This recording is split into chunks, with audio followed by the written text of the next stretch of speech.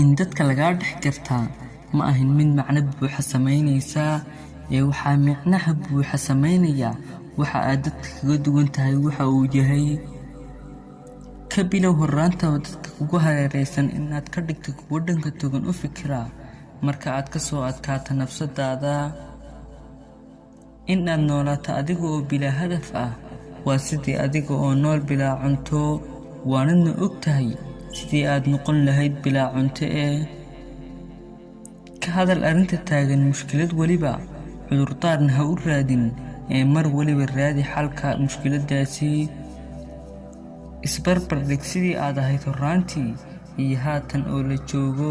natiijada ku soo baxda ayaa ah ahaanshiyaha isbedelkaaga ku dhag wanaagga oo ha ka daalin mar waliba daa'imi maxaa yeelay wanaaggu kuma soo noqdo ilaa midka sameeya mooye. والسلام عليكم ورحمة الله وبركاته.